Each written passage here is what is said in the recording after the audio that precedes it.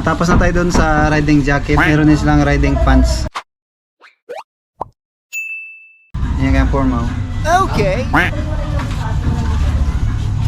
Ayan. Okay. Ang price pa nito ay 3,800. So, ang bulsa niya, the zipper sa dalawa. Sa likod, wala siyang bulsa. So, wala siyang mga padding. Sa tuhod, meron siyang padding sa tuhod. Ito dito, kabilaan meron. Tapos, na-adjust din yung kanyang dito sa pinaka, yung dito natin. Pwede natin luwagan, pwede natin sikipan. Yan yung forma. Sa price nito is 3,800. So, meron silang ganito, 3,150 din to. Yan yung forma. Nakapadding na rin siya, yung kanyang padding. Yan. Hindi na siya na-adjust, parang pantalon lang siya pero may padding lang. Next tayo, pants pa rin. Ganito yung kanyang forma. Okay. Yan. So, semi-fit siya, oh. Ito yung kanyang dulo. Parang tactical siya pero di zipper yung kanyang adjust. Yan. 4,200 yung price nito. May bulsa siya dito. Parang tactical siya, pang outdoor siya. Meron siyang padding dito sa tuhod. Dito yung bulsa niya, hindi di zipper. Ito di zipper yung kanyang dito sa may harapan. Ito yung kanyang formal. Okay. Yan. May bulsa siya dito sa likod.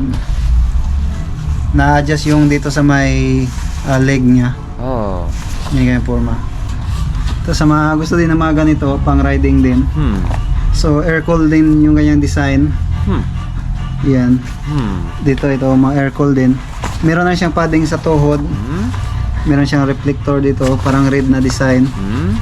So dito hindi siya na-adjust, naka-fix. Ito yung kanyang adjust sa waist, yung kanyang belt. Okay. May bulsa siya, hindi di zipper. Yung kanyang bulsa, meron din sa likod, may bulsa din. So ang price naman ito ay 3,900. Ito naman air cool din siya. Okay. Yung napakaganda din ito. Ito yung kanyang adjustan sa kanyang waist. Ito yung kanyang forma sa likod, may zipper. May padding siya dito sa may bandang hita. Sa tuhod meron din. So, di zipper yung adjust niya dito sa dulo ng kanyang pants. Ito yung kanyang forma. Sa price naman ito ay 3,800. Ito naman, black ang kanyang kulay. 4,200 ang price nito. May bulsa sa likod. Ayan. Yung bulsa. Dito sa may gilid ng paa, meron din sa may legs. Dito sa may tuhod, may bulsa din siya. Dito sa may harapan, may bulsa, dalawa. Ay, isa yung bulsa, tapos ito yung adjust niya ng yung hips sa waistline natin. May padding na rin siya. Okay. Naka-fix yung kanyang dulo. 4,200 yung price nito. Next natin, itong 3,150 yung kanyang price. May padding siya dito sa tuhod. Ayan, yung mga padding niya. Ito. So nice. Yung kanyang likod. Okay. Sa price nito is 3,150. Hindi na siya na-adjust, so naka-fix na siya. So ganyan yung kanyang waist na lock button, na zipper na rin. Bulsa niya, hindi di zipper, normal lang na bulsa yan. So para din to sa sa mga malalaki na tao. So mayroon din siyang padding sa tuhod. So ang price nito is walang nakalagay. Ito yung kanyang adjustan sa waist, sa waistline natin. Ayan. Ito yung kanyang forma. May bulsa dito sa may leg, sa may tuhod. Naka-fix na rin yung kanyang dulo. Nice. Kanyang likod.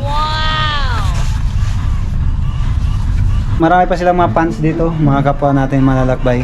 Sa mga gusto ng mga ganitong klaseng pants, personal kayo pumunta dito sa kanilang shop para ma-witness nyo or kayo yung magsukat kung ano yung gusto nyo ng mga pants dito. Meron din sila itong mga shoes, so ayan o. Ayan yung kanilang mga sapatos na mga riding shoes nila. Ayan, mga high cut siya na klase. May pambabae, may panlalaki. Saka meron din silang mga ganito na forma o. Ayan, meron pa. Yan. Sa mga gustong bumili nito, naka 15% off pala sila sa ngayon. So kung gusto nyo bumili, huwag na kayong mag-atubili at humabol dito kasi baka maubusan kayo ng sale nila or mawalan. Baka matapos na yung sale nila, hindi pa kayo makabili, manghinayang kayo sa kanilang sale. So kung bago lang kayo sa channel, huwag nyo kalimutan i-subscribe at hit the notification bell para lagi kayong updated sa mga susunod pa natin na mga uploads.